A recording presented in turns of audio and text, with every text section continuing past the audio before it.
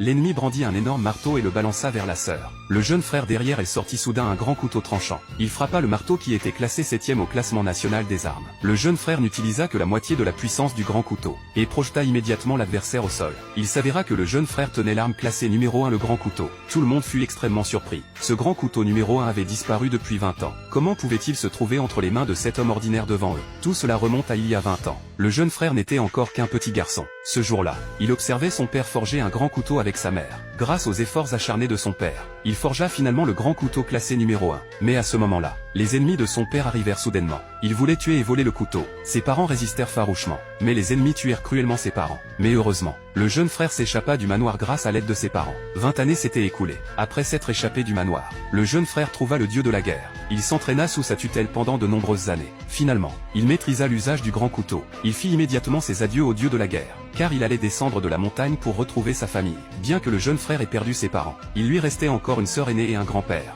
Il allait protéger les membres de sa famille encore en vie. Le jeune frère partit sans hésiter, mais après être descendu de la montagne, il ne rentra pas directement chez lui. Au lieu de cela, il se rendit dans une armurerie. Il voulait rapporter un cadeau à la maison. Sa famille avait toujours gagné sa vie en forgeant des armes. Alors le jeune frère acheta toutes les armes puissantes de la boutique.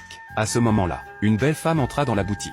Elle était là aussi pour acheter des armes. Le jeune frère reconnut immédiatement que la femme devant lui était sa sœur. Mais le jeune frère ne se fit pas immédiatement reconnaître. Il voulait faire une grande surprise à sa sœur une fois rentrée. La sœur examina plusieurs armes, mais le jeune frère avait déjà acheté toutes les armes. Le jeune frère dit qu'il pouvait lui prêter les armes, mais elle devait l'emmener voir la compétition d'armes. La compétition d'armes était un concours interne dans leur famille pour tester la qualité des armes. Si une arme gagnait la première place, le propriétaire de l'arme recevrait aussi une généreuse récompense. La sœur était venue acheter des armes aujourd'hui pour participer à la compétition. Elle voulait vraiment gagner. Alors elle accepta la requête du jeune frère. Pendant ce temps, le grand-père du jeune frère était à la maison en train de préparer la compétition. Mais soudain, un groupe de voyous fit irruption dans la maison. Le chef du groupe s'appelait Smith. Leur famille avait toujours été rivale avec la famille du grand-père. Et aujourd'hui ils venaient causer des problèmes au grand-père. Le grand-père n'était pas quelqu'un de facile à intimider. Il amena immédiatement son apprenti pour arrêter Smith. Mais depuis le décès du père du jeune frère, leur famille était devenue de plus en plus démunie. Maintenant ils ne pouvaient plus vaincre la famille de Smith. Smith saisit négligemment une arme et la brisa.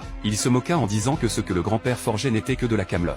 Le grand-père ne pouvait pas vaincre Smith. Il ne put que demander à Smith ce qu'il voulait. Smith révéla finalement ses intentions. Il voulait s'emparer de toutes les armes et propriétés de la famille du grand-père. Le grand-père refusa à Smith. Il accusa avec colère Smith de vouloir voler les armes pour tuer des gens. Mais les armes étaient destinées à protéger sa famille. À sa surprise, Smith éclata immédiatement de rire. Il se moqua du grand-père pour sa naïveté. Avec des armes on pouvait conquérir le monde. Non pas pour le but ridicule de protéger sa famille. À ce moment, la sœur et le jeune frère rentrèrent à la maison. Ils jetèrent un coup d'œil autour et comprirent immédiatement la situation. La sœur prit rapidement le contrôle de la situation. Elle avait rapporté beaucoup d'armes puissantes aujourd'hui. Elle était sûre qu'il pourrait chasser Smith. De façon inattendue, Smith n'avait pas du tout peur. Il se moqua avec arrogance de la ferraille que la sœur avait rapportée. Après cela, Smith ordonna à ses hommes de montrer les armes qu'il avait apportées. Tout le monde fut choqué en les voyant. Non seulement il y avait l'épée classée 10e au classement des armes, mais aussi le marteau classé 7e. Smith déclara fièrement, si les armes de la sœur pouvaient battre les siennes, il quitterait immédiatement la maison de la sœur. La sœur accepta le défi de Smith. Au premier round, elle sortit la longue épée que son père avait forgée. Smith présenta l'épée classée 10e.